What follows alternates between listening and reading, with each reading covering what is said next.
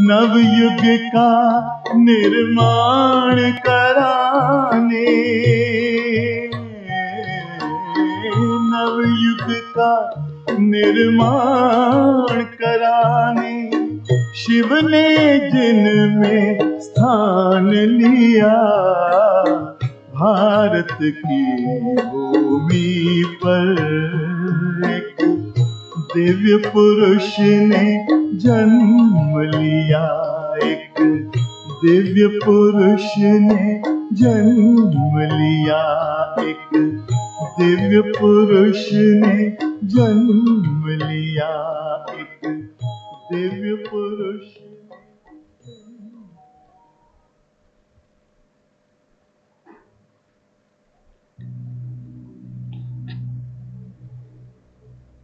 ओम शांति।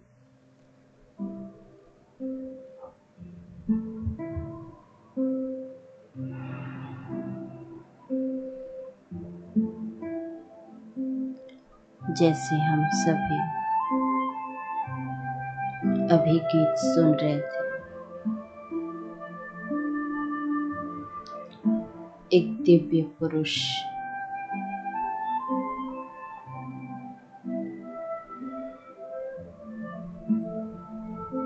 तो आज वो दिव्य पुरुष कौन है?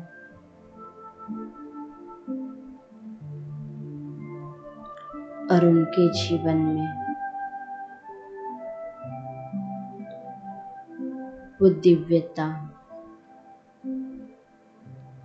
श्रेष्ठता कैसे आई?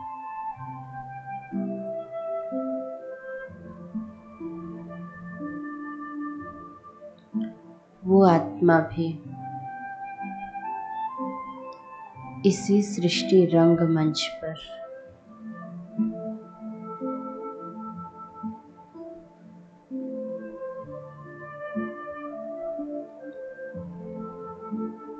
साकार शरीर के साथ कर्म करते,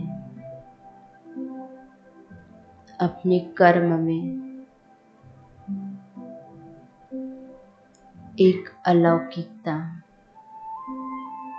दिव्यता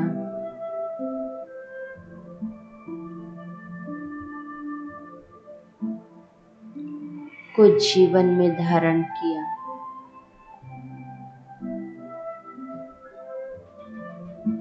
तो हम आत्माएं भी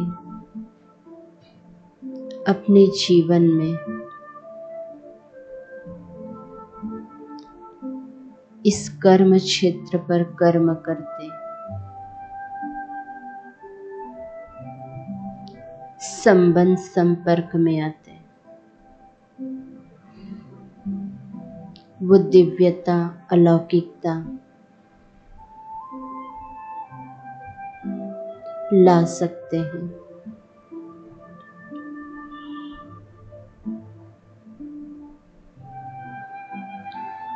और वो दिव्य पुरुष अलौकिक पिता के रूप में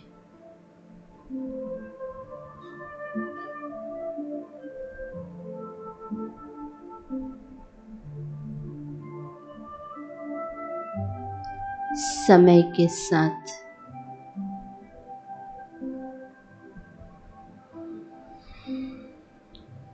उस पारलौकिक पिता को उन्होंने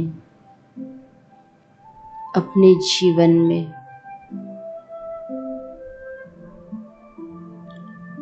जो जो उस पारलौकिक पिता की शिक्षाएं थी, धारणाएं थी, उन शिक्षाओं को, धारणाओं को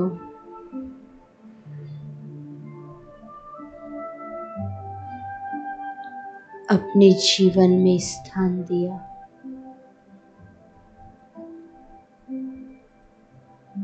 तो जब वो आत्मा कर सकती है, वो भी इस सृष्टि रंगमंच पर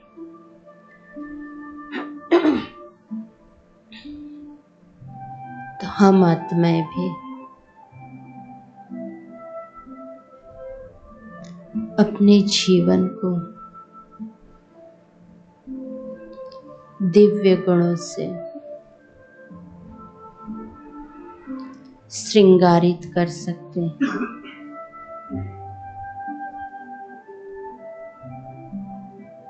आत्मा के स्वरूप में स्थित हो,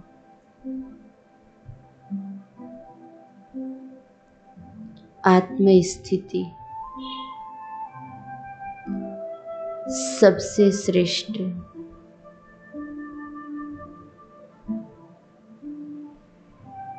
एक शक्तिशाली स्थिति।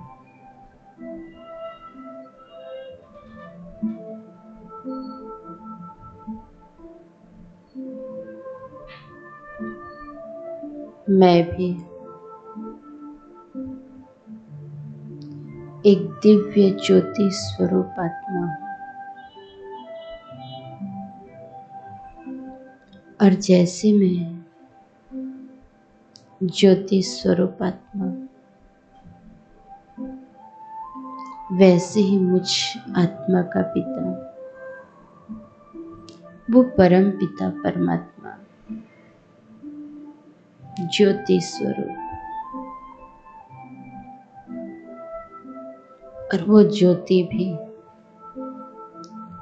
इस सृष्टि रंगमंच पर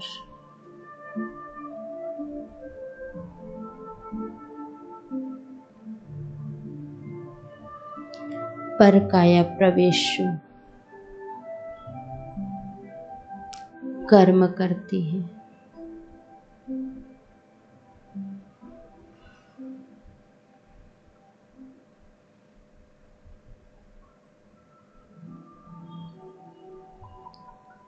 तो उस परम ज्योति परम पिता परमात्मा से मिलन मनाने का और अपने में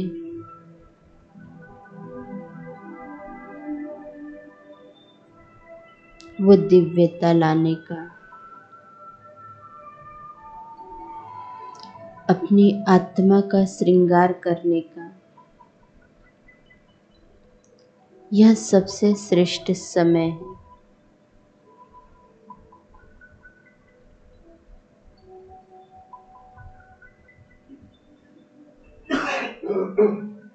मुझ आत्मा के अंदर उस पिता की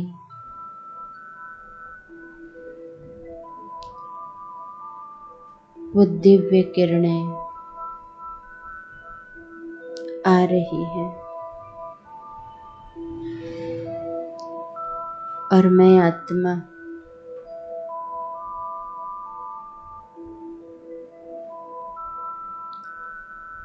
अपने आप को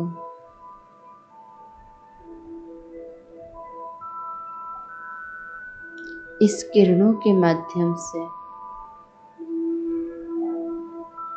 महसूस कर रही हूँ कि कैसे मुझ आत्मा का शुद्धिकरण हो रहा है।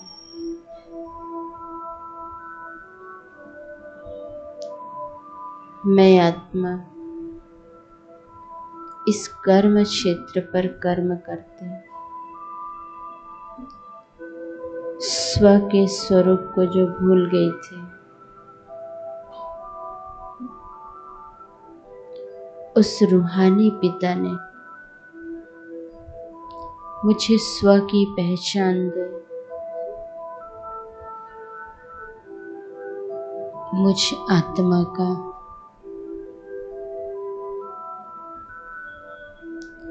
श्रृंगार कर रहे हैं। दिव्य गुणों और शक्तियों से मैं आत्मा श्रृंगारित हो रही हूँ।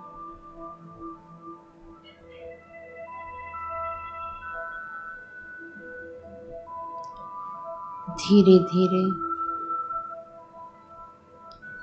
मेरी आत्म स्थिति आत्मिक ऊर्जा बढ़ती जा रही है और इस आत्म स्थिति के साथ साथ मेरा मन, मेरी बुद्धि भी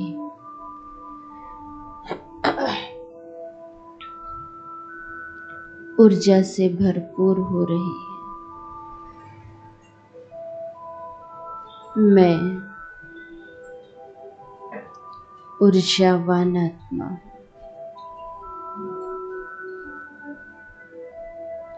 मैं ऊर्जावान आत्मा हूँ। मैं ऊर्जावान आत्मा हूँ। इस सृष्टि रंगमंच पर कर्म करते जो मेरी ऊर्जा धीरे धीरे कम होती जा रही थी, अब पुनः मैं अपने को उस पिता के सानिध्य से,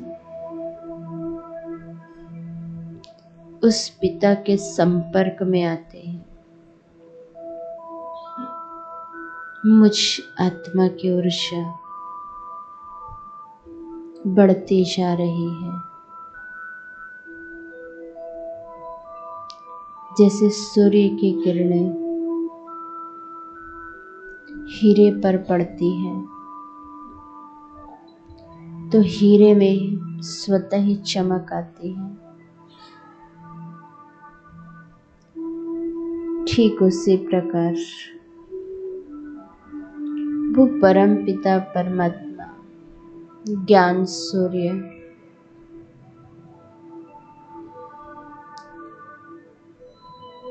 उनकी वो किरणें मुझ आत्मा पर पड़ रही हैं और मैं आत्मा हीरा चमक रही हूँ और मेरी चमक धीरे धीरे बढ़ती जा रही है।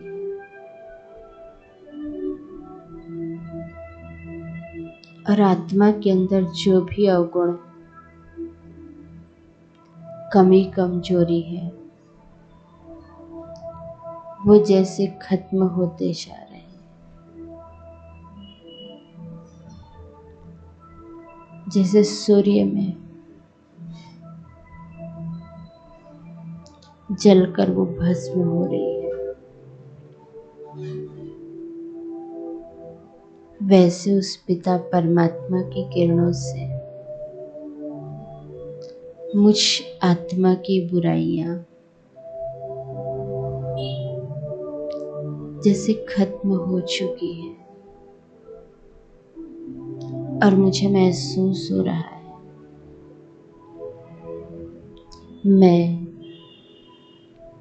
शुद्ध पवित्र हो चुकी हूँ। मैं शुद्ध पवित्र आत्मा हूँ। मैं पवित्र आत्मा हूँ और मेरे चारों ओर पवित्रता का एक शक्तिशाली ओरा बन चुका है, बहुत ही शक्तिशाली ओरा। और इस ओरे के अंदर मैं अपने आप को एकदम सुरक्षित महसूस कर रही हूँ। तन से भी और मन से भी किसी भी प्रकार का विघ्न, कोई परिस्थिति इस ओरे के अंदर आ नहीं सकती।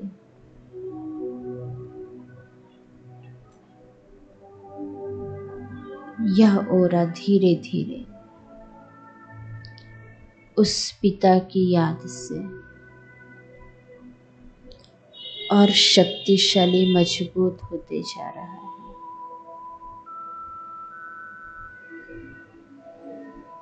और मुझ आत्मा के अंदर भी वो शक्तियां आती जा रही है और मेरी कमजोरी जैसे जलकर भस्म हो रही है।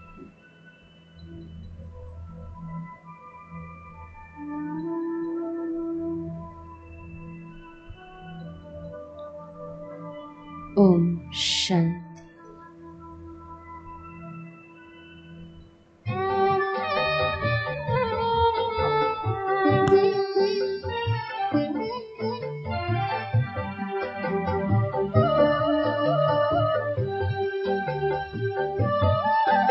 बच्चों के बुलावे पर भगवान आते हैं। बच्चों के बुलावे पर भगवान आते हैं। हर कार्य में उनका वो साथ निभाते हैं, साथ निभाते हैं। बच्चों के बुलावे पर भगवान आते हैं। बच्चों के बुलावे पर भगवान आते हैं।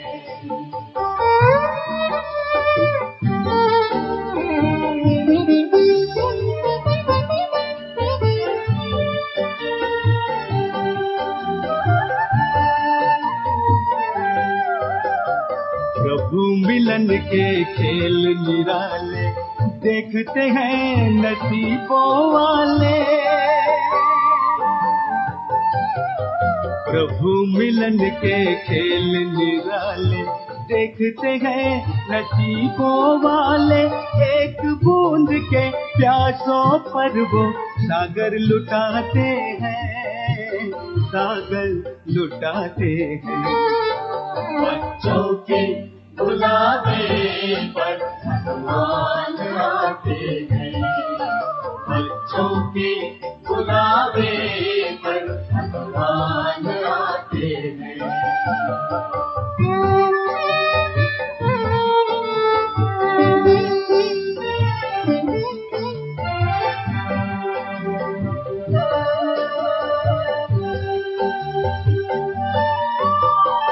बच्चों में संकल्प जो आए वरदाता ही भागे आए। बच्चों में संकल्प जो आए वरदाता ही भागे आए। हर आशाएं पूरी करके वादा निभाते हैं, वादा निभाते हैं। बच्चों के बुलावे पर भगवान आते हैं। बच्चों के बुलावे पर भगवान आते हैं।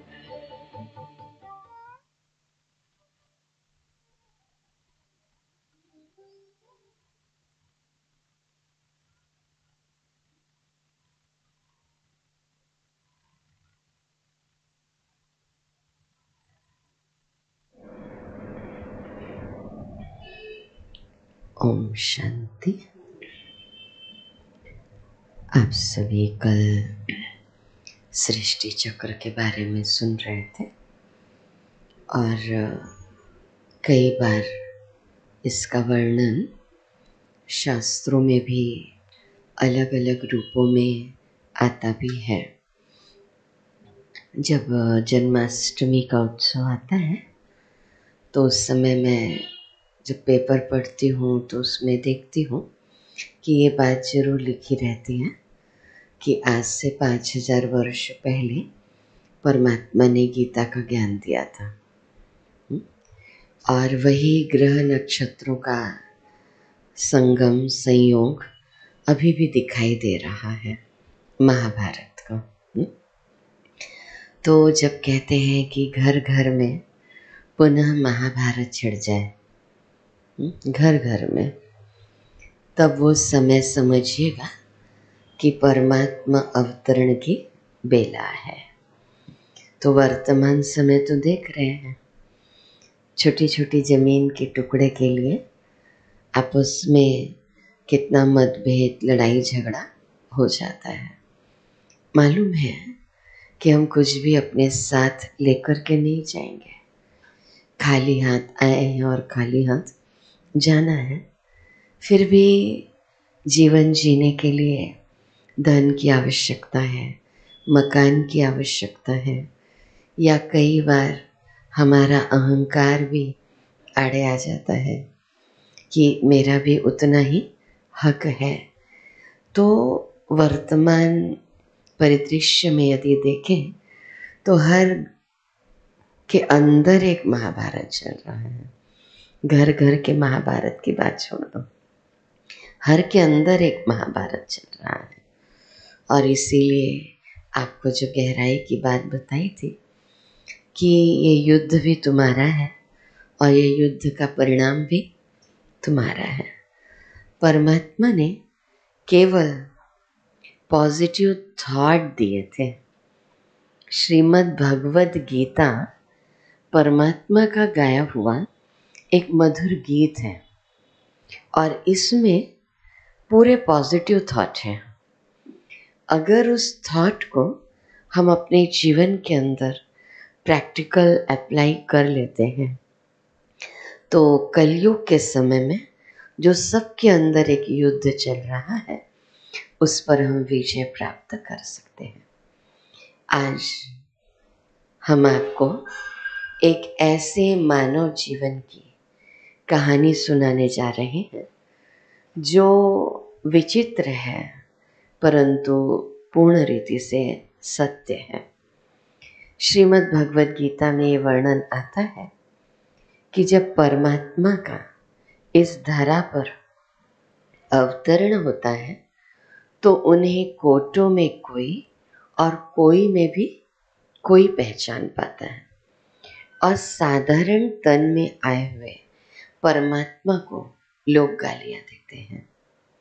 आपने गायत्री दीदी के मुख से सुना ही होगा, परम सत्य का जब परिचय प्राप्त किया कि परमात्मा एक है, वो ज्योति स्वरूप है, वो सदा शिव है, जिसे सर्व धर्म की आत्माएं स्वीकार करती है वो है परमात्मा और वो है ज्योति स्वरूप, जो सर्वोच्च है, जो सर्वोपरि है, जो सर्वज्ञ है और सर्व गुणों में अनंत है, वो ज्योति स्वरूप है।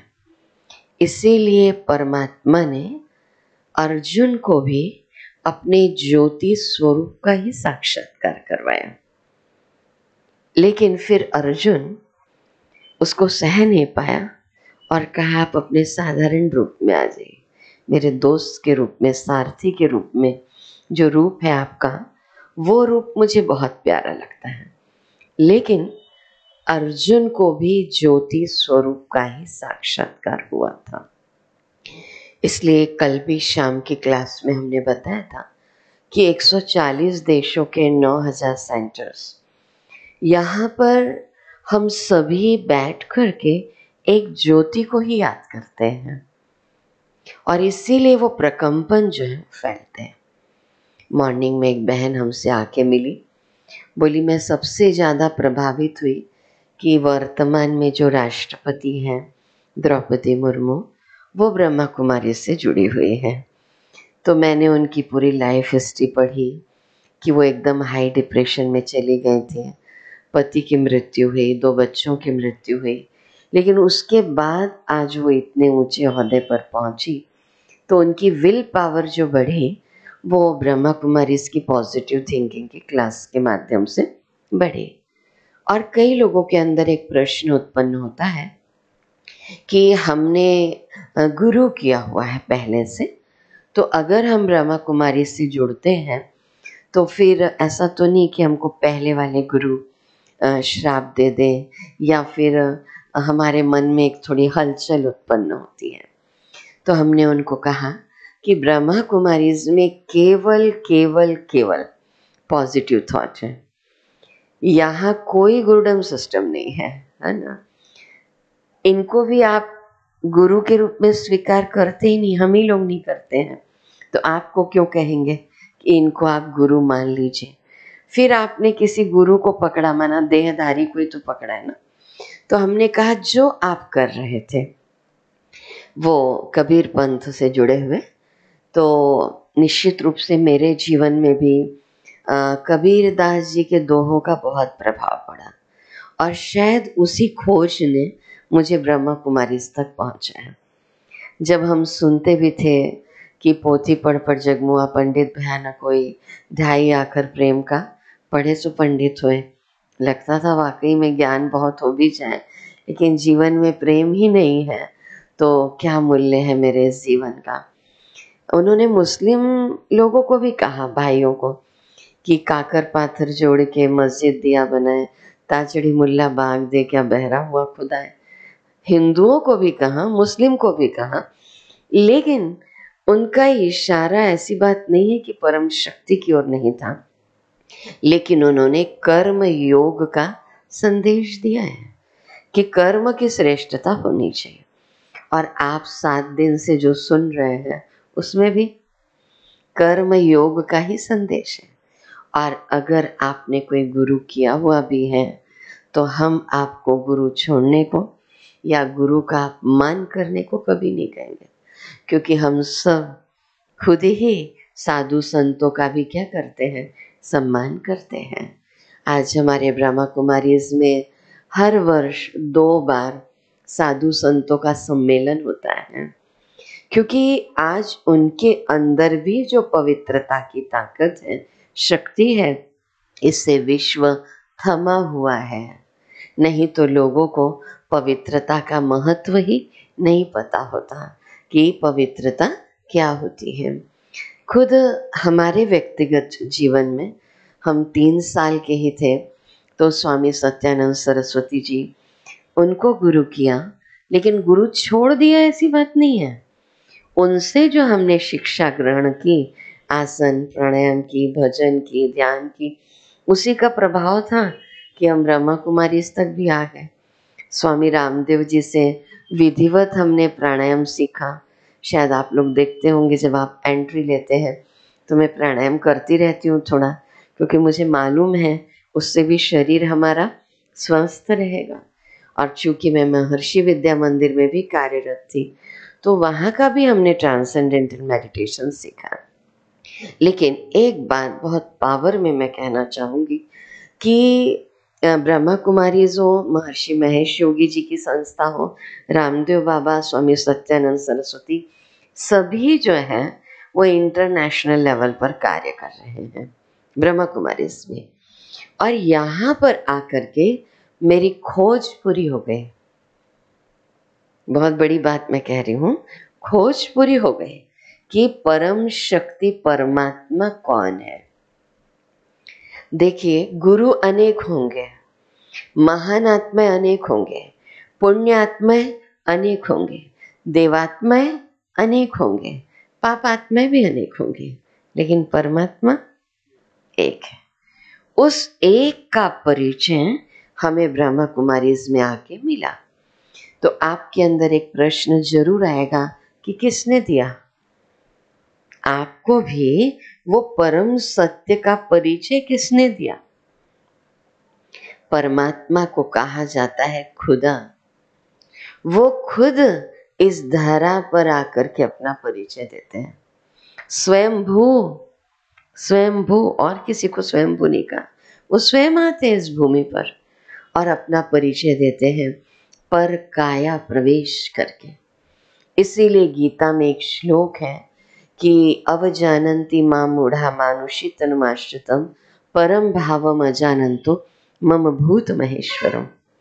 और भूत महेश्वर भी ज्योति को ही कहा गया है। ठीक है, तो आज हम आपको दादा लेखराज की कहानी सुनाने जा रहे हैं।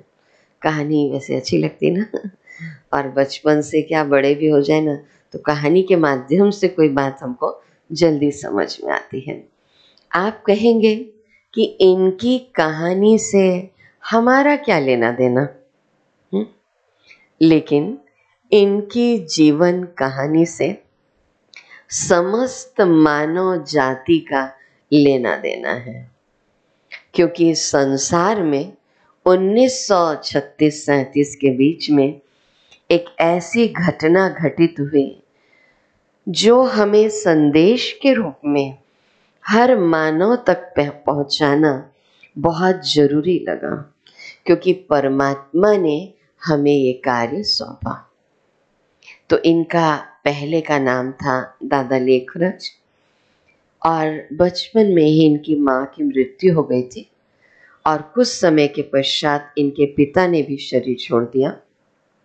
ये अपने चाचा के साथ, चाचा के बेटे के साथ अनाज का धंधा करते थे, और बहुत बड़े रूप में इनका बिजनेस चलता था, लेकिन बहुत दानी प्रवृत्ति के थे।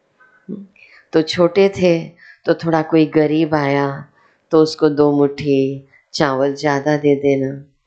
तो एक दिन चाचा के बेटे ने देख लिया तो सोचा ऐसे में तो ये सारा धंधा क्या करेगा, चौपट कर देगा।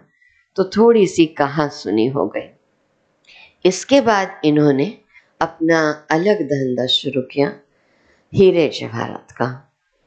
सिंधी परिवार से थे और हीरे जवाहरात का धंधा शुरू किया और बहुत बड़े जौहरी बन गए। दादा मतलब इनकी बहुत शार्प माइंडेड थे और बहुत क्रिएटिव थे, और पर्सनालिटी भी बहुत अच्छी थी।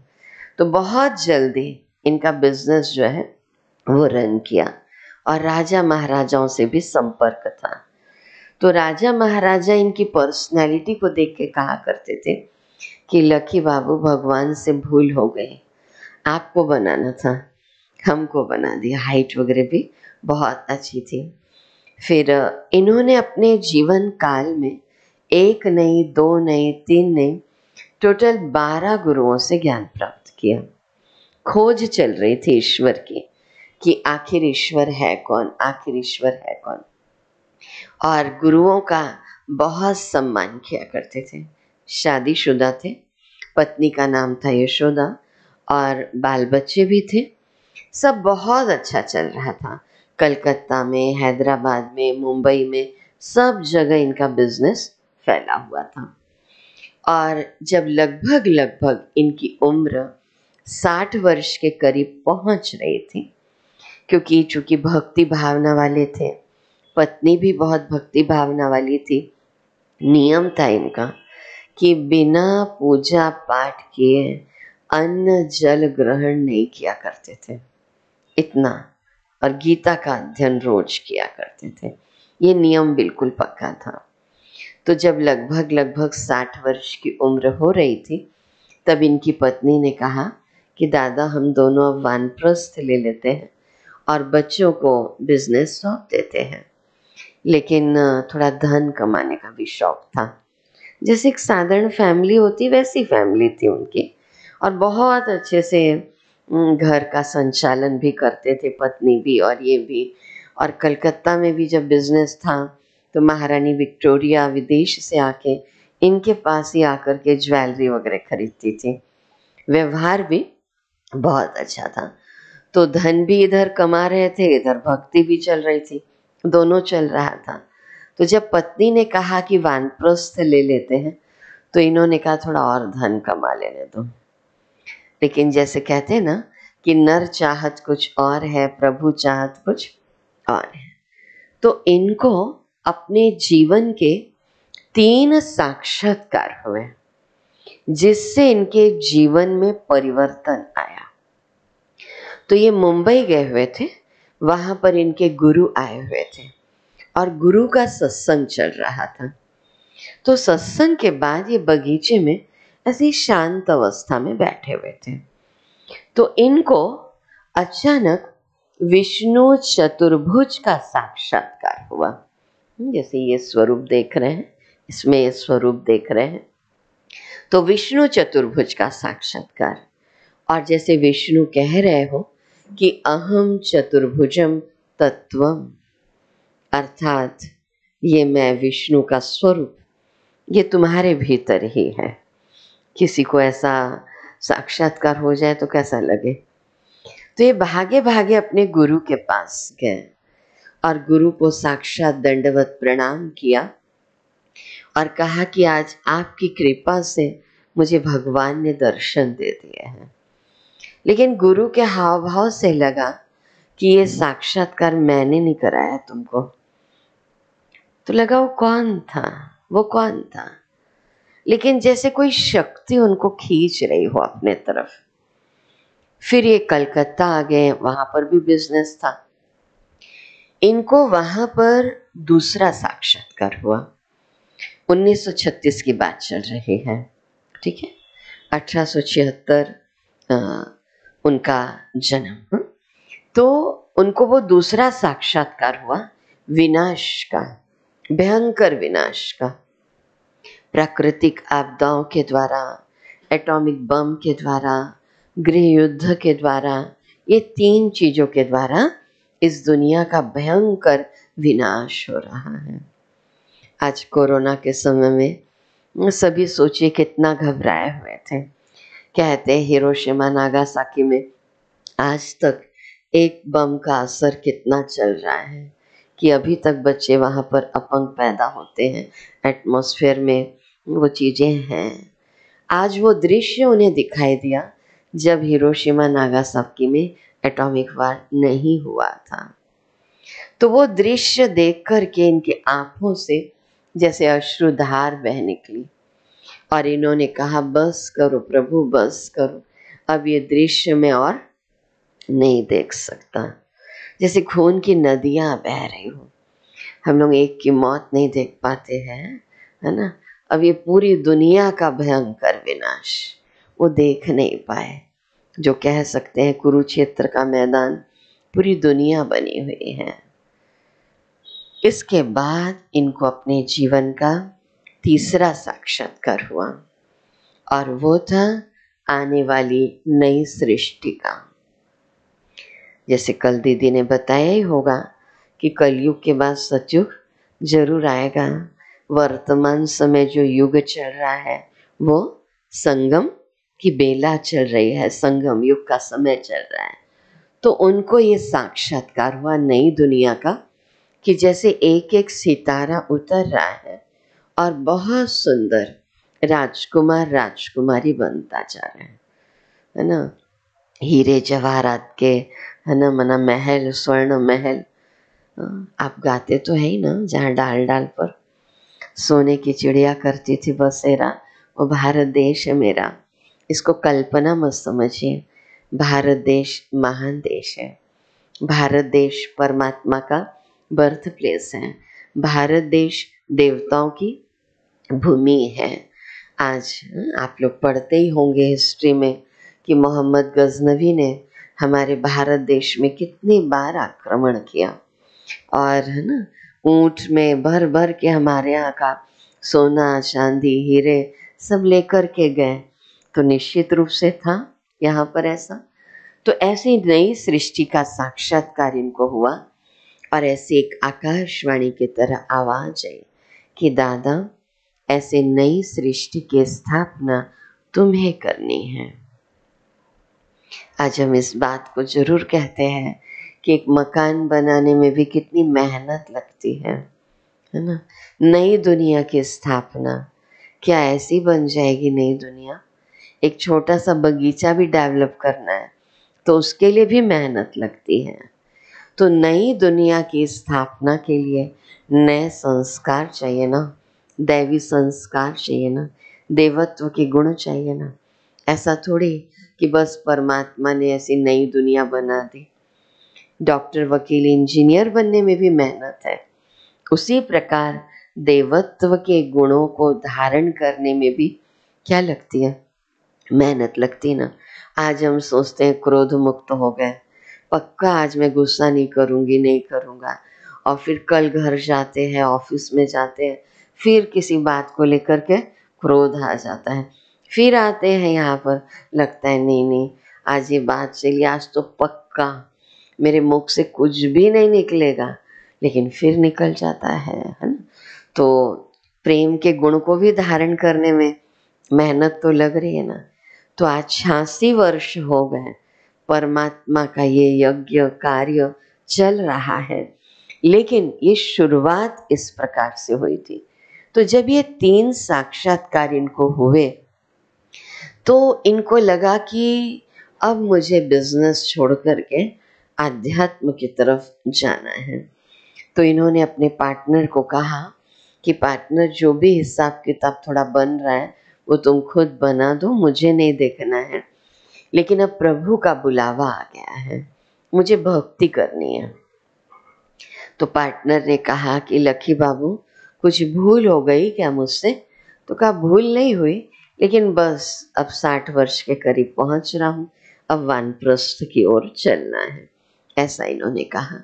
और घर वालों को टेलीग्राम लिखा और उस टेलीग्राम में लिखा कि अलिफ को अल्लाह मिला, अलिफ को अल्लाह मिला, बे को मिली झूठी बादशाही, आया तार अलिफ का हुआ रेल का राही। यानी मुझे अल्लाह मिला, मेरे पार्टनर को झूठे कंकड़ पत्थर मिल गए, माना हीरे जवाहरात, और परमात्मा का बुलावा आ गया है, और मैं बिजनेस को वाइंड अप करके वापस आ रहा हूँ। घर वालों को कुछ भी समझ में नहीं आया। आपको बताती कि उस समय लगभग 18 लाख की संपत्ति इनके नाम पर आई थी, और अचल संपत्ति अलग थी सिंध में, जो वर्तमान में पाकिस्तान है। और फिर है ना, उसके पश्चात 1950 में किस प्रकार ब्रह्मा कुमारी की स्थापना हुई, नाम पड़ा, वो पूरा डिटेल आपको बताते हैं। तो जब उस दौर से वो गुजरे होंगे, लेकिन ये फर्स्ट लीडर थे, लेकिन इनको कुछ हो रहा था अंदर कि कोई ताकत मुझे अपनी तरफ खींच रही है।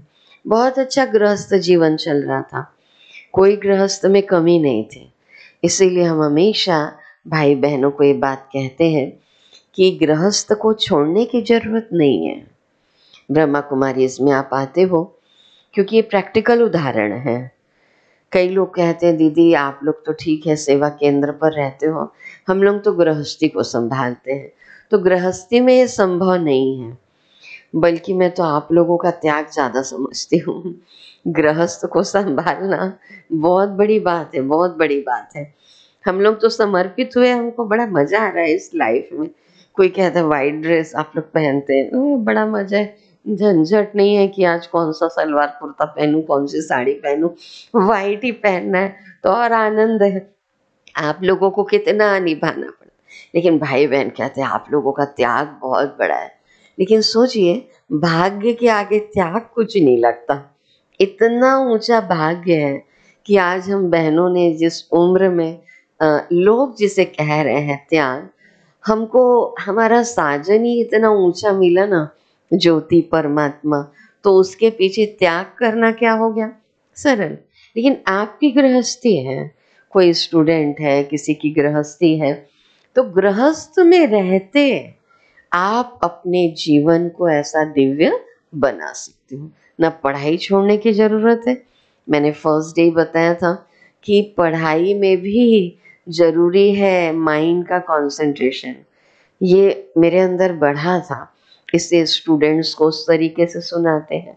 और आप लोग गृहस्थ जीवन को संभाल रहे हैं, तो उसमें भी अपनी गृहस्थी को क्या कीजिए, एंजॉय कीजिए, है। तो जब ये वापस आ गए, उसके बाद बहुत समय तक ये एकांत में बैठ कर के अपना जीवन व्यतीत कर रहे थे। जैसे हमने पहले कहा कि गुरुओं के प्रति बड़ा सम्मान था, तो इन्होंने खुद वहाँ पर एक आयोजन किया था और अपने गुरु को बुलाया हुआ था।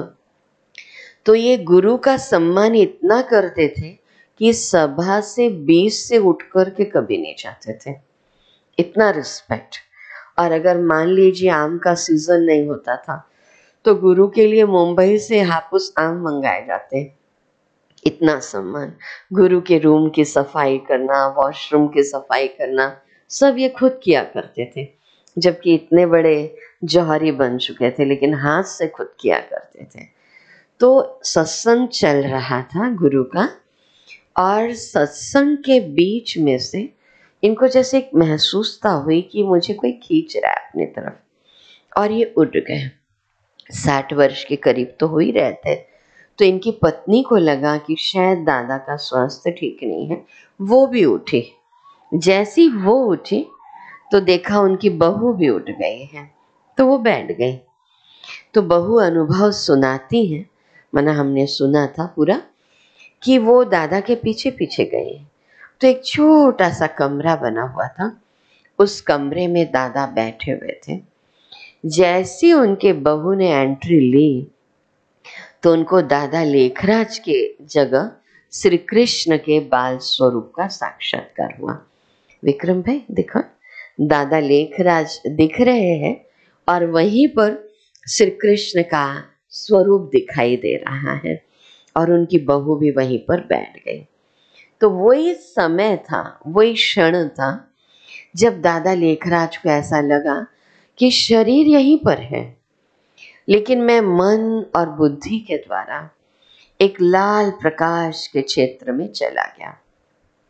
वहां अनेक स्टार चमक रहे हैं, और उसमें एक पावरफुल सितारा जिसकी चमक सबसे अधिक है, वो सितारा धीरे धीरे धीरे धीरे नीचे उतर रहा है और दादा लेखराज की भ्रुकुटी के बीच में आकर के बैठ गया। अब उस सितारे ने इस मुख का आधार लेकर अपना परिचय दिया। वो परिचय था शिवोहम शिवोहम ज्ञान स्वरूपम शिवोहम शिवोहम। ज्ञान स्वरूप शिव मैं हूँ। आनंद स्वरूपम शिवोहम शिवोहम। आनंद स्वरूप शिव मैं हूँ। बीज स्वरूपम शिवोहम शिवोहम, यानी बीज स्वरूप शिव मैं हूँ। और उसके बाद वो ज्योति बाहर निकली और फिर वापस लाल प्रकाश के क्षेत्र में चली गई। दादा लेखराज सामान्य अवस्था में लौटे तो इनकी बहू ने पूछा कि दादा क्या था? तो दादा ने कहा एक लाइट थी, एक माइंड थी, एक प्रकाश था और एक शक्ति थी। लेकिन इनके दोनों नैन एकदम एक बल्ब के समान जैसे चमक रहे हों, और आत्मा अतीन्द्रिय सुख का अनुभव कर रही है। दूसरे दिन फिर नहा धोकर के दादा लेखराज जैसी पूजा कक्ष में आकर के बैठे और श्रीमद् भगवद गीता खोली, पढ़ना शुरू किया। फिर दादा लेखराज को लगा कि वो ज्योति मेरे तन में प्रवेश कर रही है, और वो ज्योति बोल रही है। उनके भी कान सुन रहे थे। आज तक उन्होंने ऐसा कुछ बोला नहीं था, इन्होंने तो खुद गुरु किए हुए थे, लेकिन इनके मुख से ये सब निकल रहा था, मैं ज्योति स्वरूप परम पिता परमात्मा शिव, मैं कलयुग के अंतिम समय में इस तन में प्रवेश करके ये ज्ञान दे रहा हूँ। मैं बीज हूँ, मैं स्वयंभू हूँ, मैं सदा शिव हूँ। जो आपने सुना सारी बातें, लेकिन सबसे मुख्य बात ये होती थी कि जो भी दादा लेखराज को देख रहा था उनको ज्योति का ही कृष्ण का ही साक्षात्कार हो रहा था। ज्योति का नहीं, कृष्ण का ही साक्षात्कार हो रहा था। और लोग भाग भाग करके आने लगे कि कृष्ण दिखाई दे रहे हैं। और फिर धीरे से 200-250 का ग्रुप बना। छोटी छोटी कन्याएं थी आज जो दादियां बन गई, अब जो देह त्याग रही हैं, है ना। लेकिन ये स्थापना सन 1937 में हुई। यहाँ स्लो प्रोसेस है, लेकिन क्वालिटी वाला प्रोसेस है। हम ये नहीं सोचते कि 50,000 1 लाख की भीड़ रहे और सब सत्य वचन महाराज करके चले जाएं। नहीं, अपने लाइफ में परिवर्तन। इसलिए हमने अपना भी बताया कि हम 42 साल से यहाँ से जुड़े हैं, रेगुलर यहाँ की पॉजिटिव थिंकिंग की क्लास करते हैं, करते करते करवाना आ गया। वैसी हमारी दादियाँ 86-87 वर्ष से, जानकी दादी जी ने 104 साल की उम्र में देह त्यागी। आपको बताया था कि वैज्ञानिकों ने प्रमाणित कर दिया कि most stable mind in the world delta women, इस विश्व की, हाँ, जिनकी बुद्धि एकदम स्थिर रहती है जागृत, स्वप्न और सुषुप्ति में भी। लगा वैज्ञानिकों को कि शायद हमारे इंस्ट्रूमेंट खराब हो गए, क्योंकि कोई भी डेल्टा से हमेशा कनेक्ट नहीं हो सकता, केवल सुषुप्ति में होता है, डीप स्लीप की स्टेज में होता है। लेकिन दादी जी की ये 7 गुणों वाली अवस्था हमेशा रहती थी। इसीलिए हम जानकी दादी जी, प्रकाशमणि दादी जी और ये हमारी गुलजार दादी जी, अभी तीनों नहीं रहे, लेकिन तीनों की पर्सनैलिटी मैग्नेटिक पर्सनैलिटी थी। ये सभा के बीच में आ जाते थे, 1 लाख 2 लाख के बीच, तो पूरी सभा में खुशी की लहर फैल जाती थी, एकदम अनुभव होने लगता था। तो इस प्रकार जानकी दादी इधर वाली हैं, तो इनको पूरा विदेश का ये कार्यभार संभालती थी। और विदेश में आप कहेंगे ना, भारत वाले तो इस ज्ञान को स्वीकार कर लेंगे कि आप शिव कह रहे हैं, तो उन्होंने लिंग के रूप में उसकी पूजा की है, मंदिर है। क्या मुस्लिम भाई या क्रिश्चियन लोग इसको स्वीकार कर रहे हैं? तो जब 140 देशों में है, 9000 सेंटर है, तो वो भी मान रहे हैं। बस गॉड कौन है उनके अंदर वो बुद्धि में बैठ जाता है। अल्लाह कौन है? जिसके लिए कहा गया नूरे इलाही, क्राइस्ट ने कहा गॉड इज कैंडल लाइट, वो कौन है लाइट? वो जब उनको बुद्धि में बैठ जाता है ना कि हाँ, ब्रह्मा कुमारीज में तो कोई गुरुडम सिस्टम नहीं, कोई देवी देवता को इस प्रकार याद नहीं कर रहे, याद कर रहे हैं परमात्मा को। और देवत्व के गुणों को धारण करके जो 33 करोड़ देवी देवताओं का गायन आता है, वो हम बन सकते हैं देवत्व के गुणों को धारण करके। लेकिन परमात्मा कोई डिग्री नहीं है कि आज से मुझे लोग परमात्मा कहने लग जाए। परमात्मा एक ही है। तो वे सभी दादियों ने उस परम शक्ति को ही याद किया। तो इस प्रकार 14 साल वहाँ तपस्या चली। और फिर पार्टीशन के दौरान 1950 में एक ऐसे स्थान की खोज की गई जहाँ से और ये ज्ञान का विस्तार हो सके। और आज तो हो ही गया, वट वृक्ष का रूप ले चुका है। और उस समय तो ऐसे सेंटर्स भी नहीं थे, किराए का मकान भी कोई देने को तैयार नहीं होता था, इस प्रकार की स्थिति थी। तो जब माउंट आबू आए, उसके बाद शिव बाबा की ही प्रेरणा से सब दादियों को दिल्ली, मुंबई, कलकत्ता भेजा गया, जहाँ पर कोई जानता नहीं था। यमुना के कंठे के किनारे बैठी हुई हैं और शिव बाबा ही साक्षात्कार करवा रहे थे, देवियों का साक्षात्कार हो रहा था।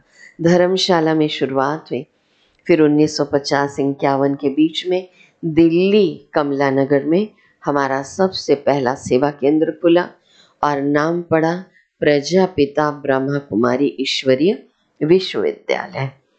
तो आपको बताती कि प्रजापिता ब्रह्मा कौन है।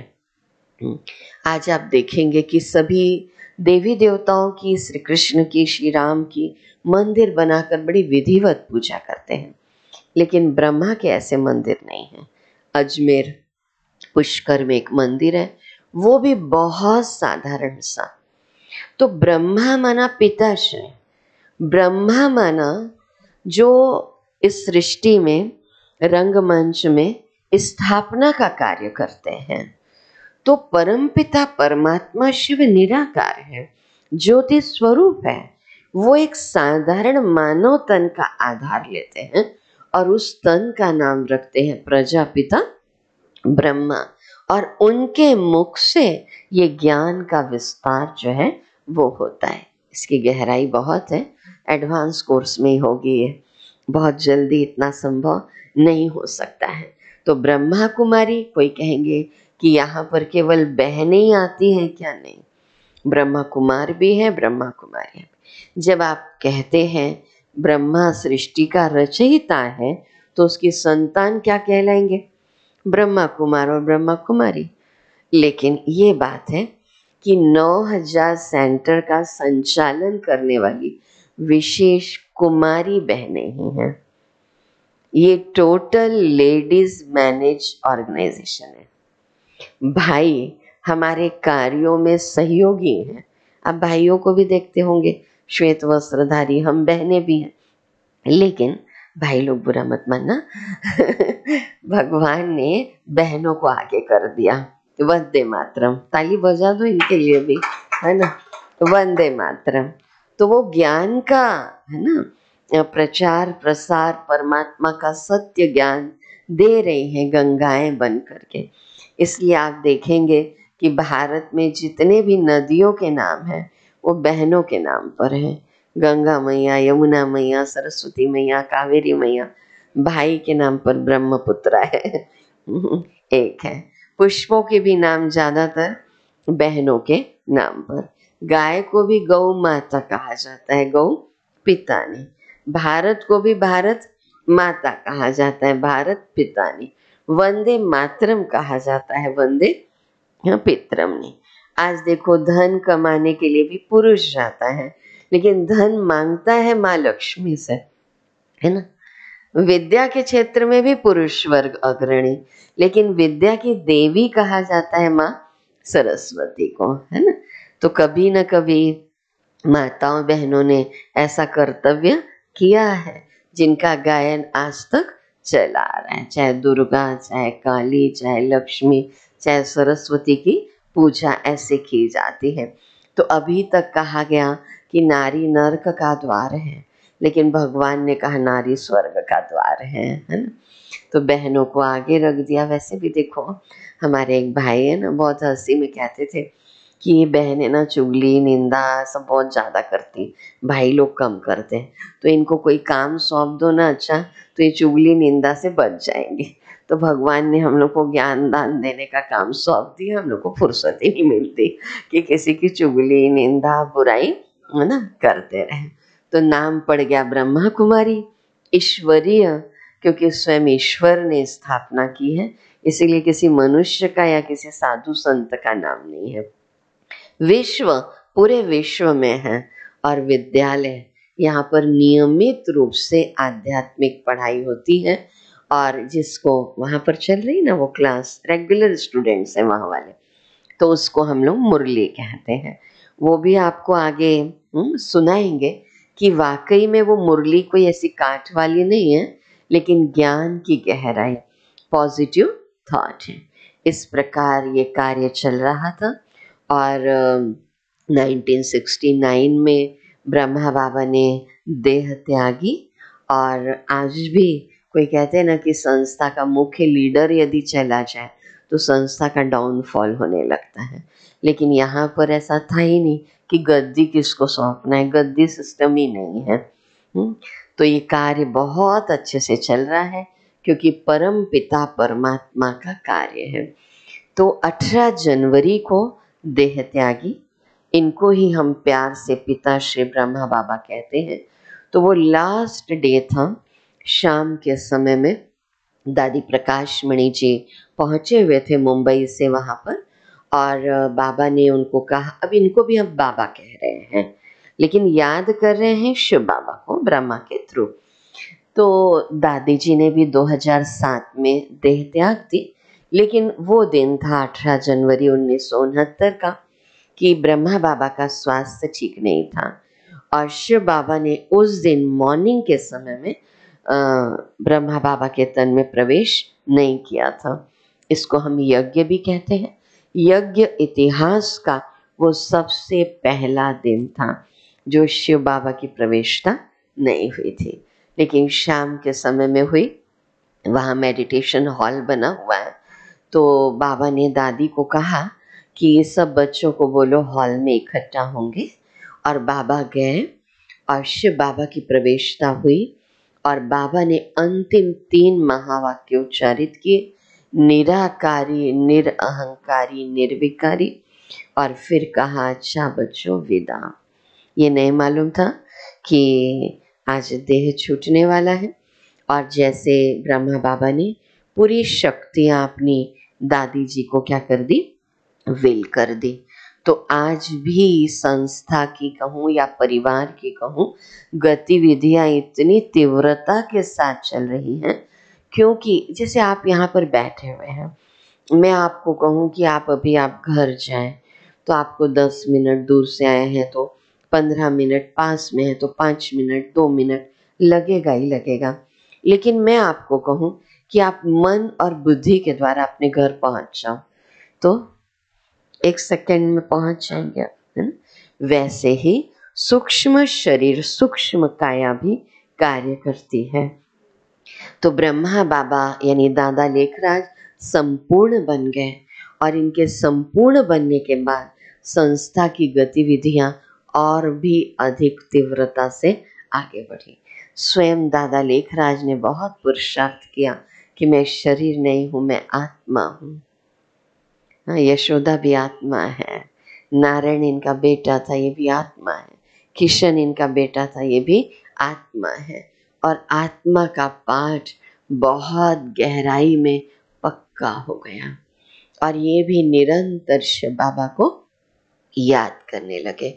और ऐसी स्टेज आई कि ये चलता फिरता जैसे लाइट हाउस दिखाई देते थे, जैसे कोई लाइट आ रही हो, और जीवन में पूरी दिव्यता आ गई इनके।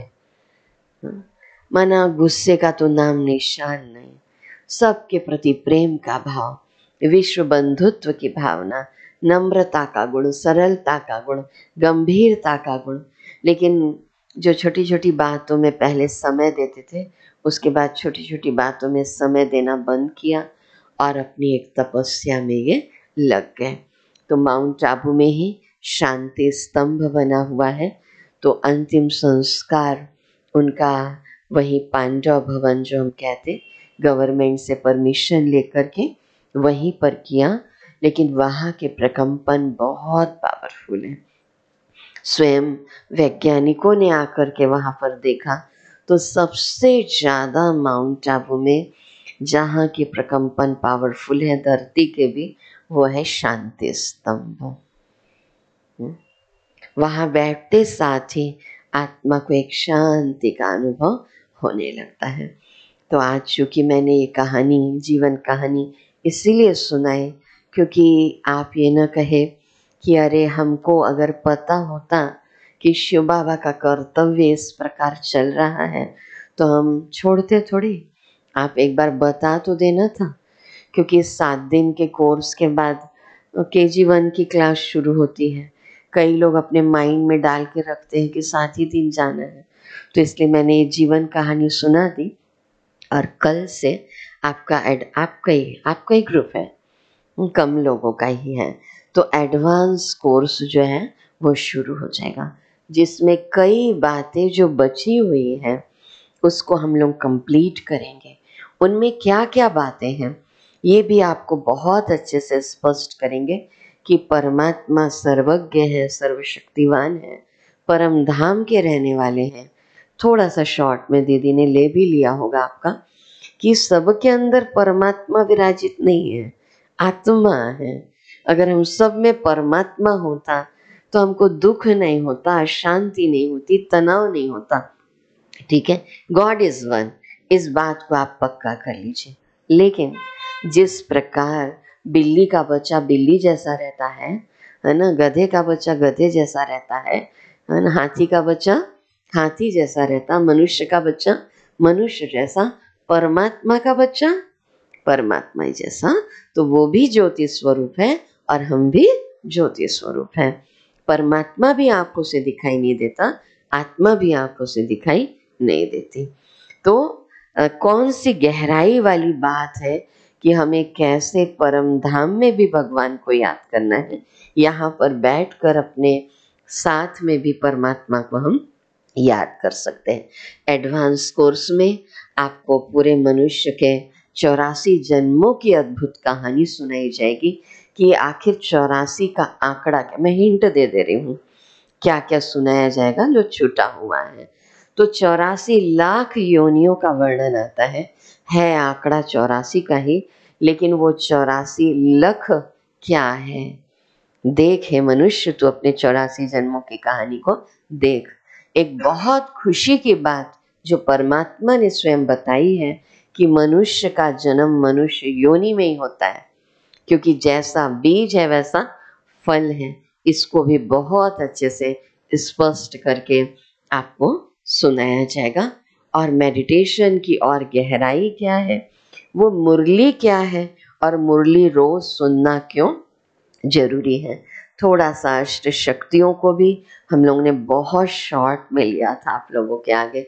मैंने कहा ना, फर्स्ट डे मैंने केवल फिल्म का ट्रेलर दिया था, फिर आप 7 दिन आए रेगुलर, थोड़ी सी फिल्म और देखने की इच्छा हुई, तो अभी इंटरवल हुआ है 7 दिन के बाद, और फिर 7 दिन का एडवांस कोर्स चलेगा।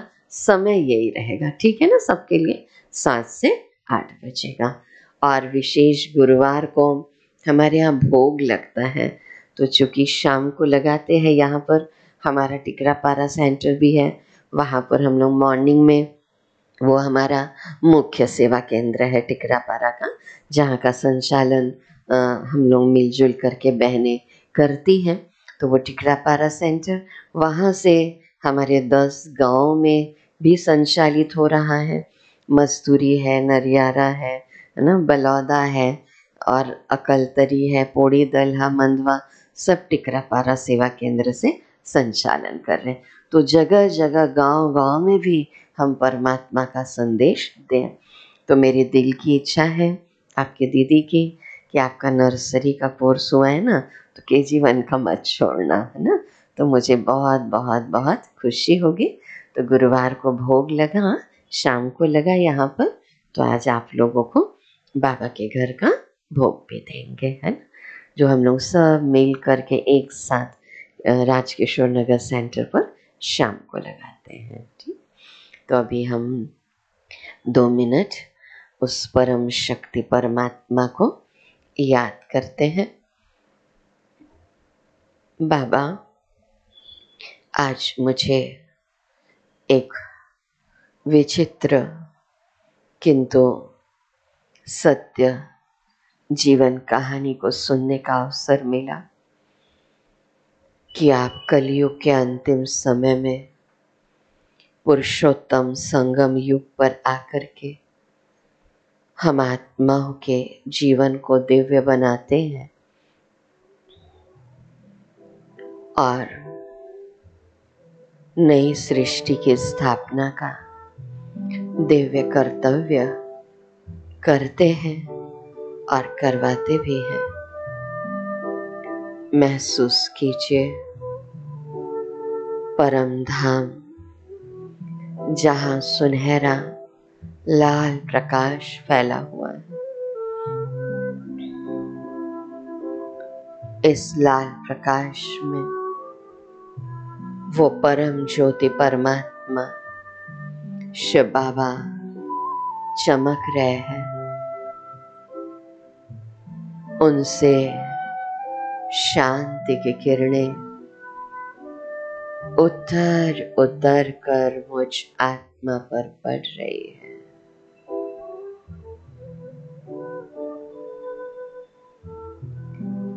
मैं शांत स्वरूप आत्मा, मैं शांत स्वरूप आत्मा, मैं शांत स्वरूप आत्मा। आज दिन भर मुझे इसी शांति की स्थिति में स्थित रहकर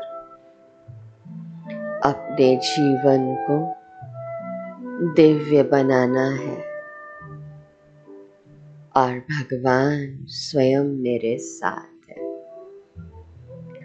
ओम शांति, ओम शांति, ओम शांति।